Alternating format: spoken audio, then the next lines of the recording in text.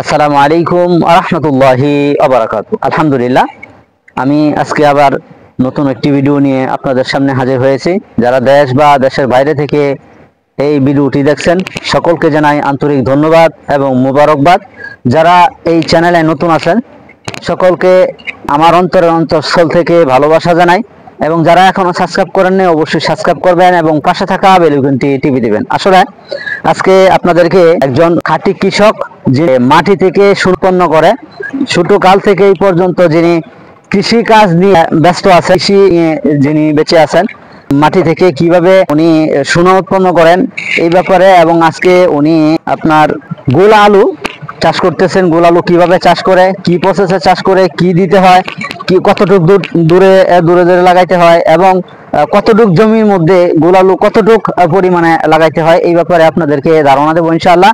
আসলে কৃষক মানুষ মাথার ঘাম পায়ে ফেলে কিন্তু তারা এই কৃষি কাজগুলি করে থাকে। আর এই কৃষি উন্নয়ন দেশ হচ্ছে আমাদের বাংলাদেশ, কৃষি নির্ভর দেশ হচ্ছে আমাদের বাংলাদেশ।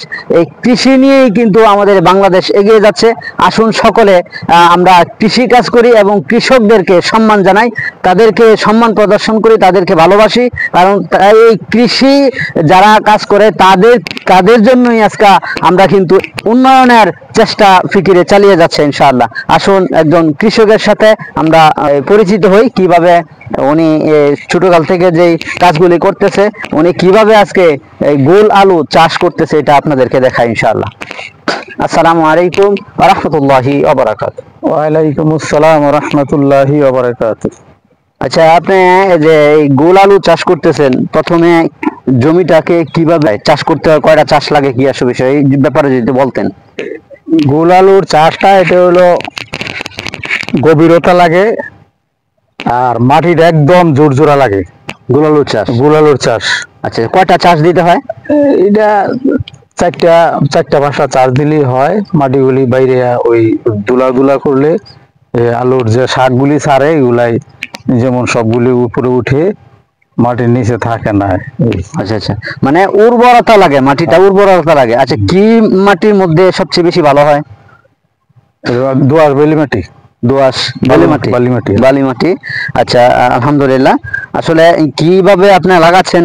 দেখা যাচ্ছে নাঙ্গল হাতে, এটা কি নাঙ্গল? এটা নাঙ্গল দিয়া ওই যে তেল দিয়া এই সামান্য অল্প একটু নাঙ্গলের মুখটা দিয়া একটু হির কইরা এটার মধ্যে ওই আলু দিতে হয়। আচ্ছা, প্রথম থেকে শেষ পর্যন্ত এই জিনিসগুলো আপনারা দেখবেন। ওই যে দেখাচ্ছে কিভাবে নাঙ্গল দিয়ে বাওর দিতে হয়, নাঙ্গলের বাওরের মাধ্যমে কিন্তু আপনার এই কাজগুলি করা হয়।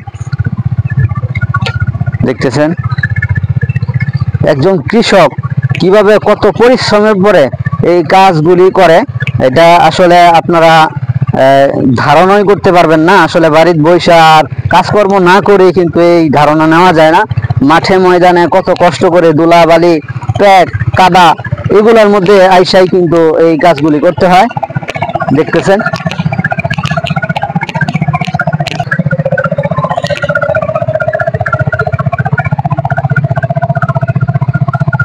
কতটুক নিচে গভীরতার প্রয়োজন হয়?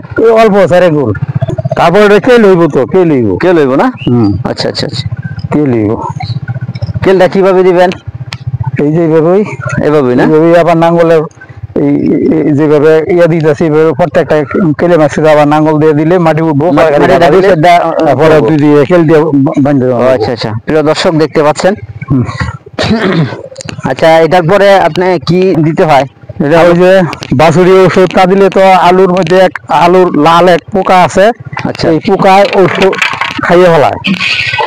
আলু খাই ছালির সাথে মিশাইয়া ওই কেলের মধ্যে দিয়ে দিলে আলুগুলি আর নষ্ট হয় না, একুরেট আলুগুলি থাকে। প্রিয় দর্শক, উনি বলতেছে যে যে জিনিসগুলা দিচ্ছে এটার মধ্যে আপনার বাসুডিন আছে, এক ধরনের পোকা আছে, পোকায় কিন্তু নষ্ট করে দেয় আলুগুলা, বীজগুলা।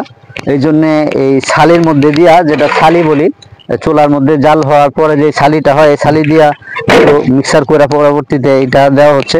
এখন দেখাবে কিভাবে এই আলু লাগানো হবে, এটা আপনাদেরকে দেখাবে ইনশাল্লাহ।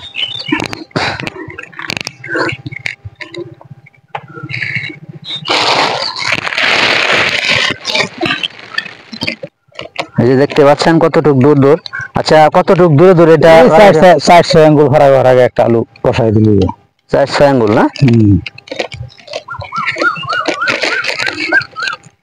পাচ্ছেন গোল আলু কিভাবে? আসলে গোল আলুটা এটা একটু যদি দেখাই দেন, এই যে দেখতে পাচ্ছেন গুঁড়ো আলু। গুঁড়ো আলু এটা কত কেজি কিনে আনছেন? 200 টাকা কেজি বীজ। 200 টাকা কেজি বীজ না? আচ্ছা আচ্ছা আচ্ছা, 200 টাকা কেজি বীজ একবারে পাতা দিয়া আওয়ায়া দিছে। আর আরেকটা কথা বলে নেই, আসলে আপনারা জেনে থাকবেন যে বর্তমানে সব আনাজ তরকারি সবকিছুই দাম বেশি। এই গোল আলু যেটা, এটা আপনার 80 টাকা 90 টাকা কেজি।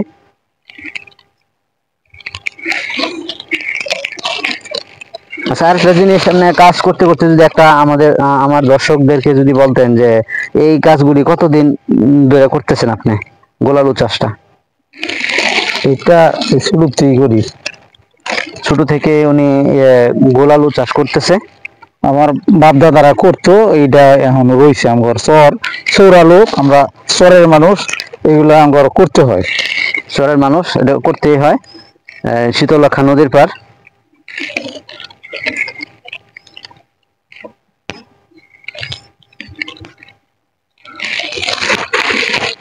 প্রিয় দর্শক, আপনারা দেখলেন এতক্ষণ পর্যন্ত, আপনারা দেখলেন যে কিভাবে আলু চাষ করতে হয়। আসলে এটা পরবর্তীতে কিভাবে বন্ধ করবেন এটা যদি একটু দেখাইতেন। ফাঁয়ে গাড়া দিয়া পরে খালি এখন বন্ধ করে রাখাম। প্রত্যেকটা ফাঁয়ে দাফাও দিয়ে গাড়াতে যাই, মাটিটা ওই 2 সাইডে গিয়ে গাতার মধ্যে আলুর উপরে করবো, আলুগুলা জ্বালাইবো, জ্বালাই আনলে পরে আবার তেল দিয়া খালি 2 সাইড দিয়ে বইয়া বইয়া ওই তেল বেঁধে দেবো। আচ্ছা আচ্ছা, ঠিক আছে। প্রিয় দর্শক, এতক্ষণ পর্যন্ত আপনাদেরকে আলু, গোল আলু যেটা বলে, এই আলু চাষ কিভাবে করে একজন কৃষক মাথা গ্রাম ভাইয়ে ফেলে এত কষ্ট করে এই কাজগুলি করে, এটা আপনাদেরকে ধারণা দেওয়ার চেষ্টা করছি। আর যিনার সাথে কথা বলছি উনি আমার শ্রদ্ধেয় পিতা, আব্বা। আল্লাহ তাআলা আমার আব্বার হায়াতের মধ্যে বরকত দান করুক। আল্লাহ তাআলা যেন আমাদের সম্মুখে আরো দীর্ঘদিন আমাদেরকে পথ দেখায় দিতে পারে, পথ কিভাবে চলতে হয় এটা যেন আমাদেরকে বাতায় দিতে পারে। সকলের কাছে দোয়া চাই, আল্লাহ রাব্বুল আলামিন যেন ওনাকে হায়াতে তৈয়বা দান করে, নেক হায়াত দান করে, এবং দুনিয়া এবং পরকালে আল্লাহ তাআলা কল্যাণ দান করে। আসলে আপনাদেরকে কিছু দেখানোর ইচ্ছা পোষণ করছি। আল্লাহ রাব্বুল আলামিন যেন আমাদের সকলকে কবুল করে। এখানেই ভিডিওটি শেষ করব। শেষ করার পূর্বে যারাই আপনারা কৃষি কাজ করেন না, অবশ্যই যাদের অনাবাদি জমি আছে অবশ্যই কৃষি কাজগুলি করবেন, কারণ বর্তমানে সব জিনিসের দাম বেশি। আসুন সকলে মিলে কৃষি কাজ করি। কৃষি নির্ভর বাংলাদেশ, কৃষিকে উন্নয়ন করতে যে কাজগুলি করতে হয় এই কাজগুলি আমরা করি। কৃষিকে নিয়ে আমরা লালন করতে থাকি, কৃষকদেরকে ভালোবাসতে থাকি। কৃষকদের ভালোবাসায় আমরা এগিয়ে যাব, ইনশাআল্লাহ দেশ এগিয়ে যাবে। আল্লাহ রাব্বুল আলামিন সকল কৃষককে সকল প্রকার মুসিবত, সকল প্রকার বিপদ আপদ থেকে আল্লাহ তাআলা হেফাজত করুক। এখানেই শেষ করব। অন্য কোনো একটি ভিডিওতে আমি মোহাম্মদ ইসমাইল হোসেন হাজির হব। ওমা তৌফিক ইল্লা বিল্লাহ। সেই প্রত্যাশায় সকলে ভালো থাকবেন। এখানে শেষ করছি। আসসালামু আলাইকুম ওয়া রাহমাতুল্লাহি ওয়া বারাকাতুহু।